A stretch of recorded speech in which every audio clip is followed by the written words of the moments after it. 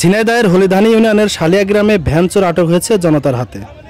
6 ফেব্রুয়ারি বৃহস্পতিবার সকাল 9টায় ঝিনাইদহ হতে চুয়াডাঙ্গা মহাসড়কের আমিরচারা নামক স্থান থেকে একটি ব্যাটারি চালিত ভ্যান চুরি করে পালাচ্ছিলেন চোর বকুল।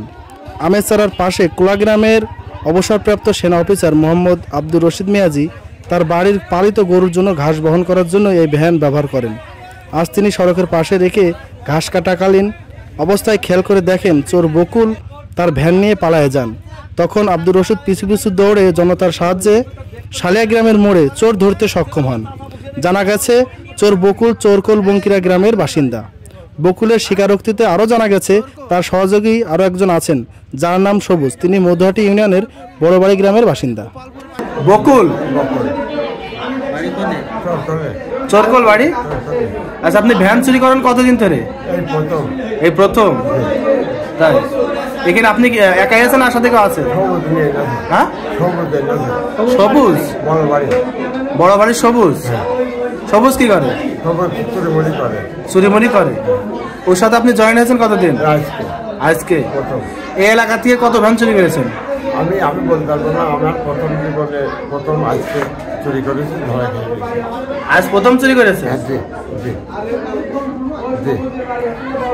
এই এলাকাবাসী তো বলছে আপনাদের এর আগে অনেকবার দেখেছে এলাকায় ঘোরাঘুরি করতে। না, আমার কোনদিন দেখিনি। আমি ভাড়ার তার সারের সাইকেল ভ্যান চালাই, ভাড়ার ভ্যান।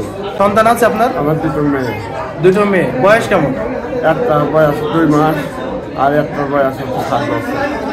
2 মাসে 7 বছর। এই চুরি করেন কেন? আপনাদের শরীর স্বাস্থ্য ভালো? চুরি করি না, আমি প্রথম পড়ে আমার এই জীবনে জব করি না। আমার জীবনে কোনো জব করি না ভাইয়া। আমি অবসরপ্রাপ্ত সিনিয়র ওয়ান্টার রশিদ। আমার গরু আছে, গরু জন্য একটা ঘাস লাগিয়েছে, ঘাস কাটার উদ্দেশ্যে আমি মাঠে এসেছি। আসে রাস্তার পাশে রেখেছি। এর বিগত 1 বছর আগে আমার ছোট ভাই একটা মোটরসাইকেল হারিয়ে যায় এক স্থান থেকে। এই মোটরসাইকেল হারানোর কারণে দীর্ঘদিন ধরে আমি ভ্যানটা ওইখানে রাখি এবং ফাঁদ পাতি এই চোরকে ধরার জন্য। এটা ছিল আমার মূল উদ্দেশ্য। তখন আমি আজকে সেইভাবেই ভ্যানটা রাস্তার পাশে রেখেছি। রাখার পরে আমার জমিন থেকে আমি ঘাস কাটে যখন দেখতে পাচ্ছি যে ভ্যানটা নিয়ে যাচ্ছে, আমি চিল্লাচ্ছি, জোরে চিৎকার করে বলছে ভ্যান নিও না, নিলে তোমার বিপদ হতে পারে, তুমি ভ্যানটা রেখে যাও। ও করেছে কি, তারপরেও আমার কথা শোনে নাই। আমি দৌড়ে এসে একটা পাবলিক গাড়িতে উঠছি। উঠার পরে বটতলা আমিরচারা ওইখানে আসি। আমিরচারা এসে ওমর আলী দোকানের থেকে মোটরসাইকেল নিয়ে আমি দৌড়িয়ে শালিয়া গ্রামে এসে শালিয়া মোড় যেখানে আছে বলে, এই মোড়ে এসে সরাসরি আমি হাতে নাকে জনসাধারণকে চিল্লাই বলি যে আমার ভ্যান চুরি করেছে, এটা চোর।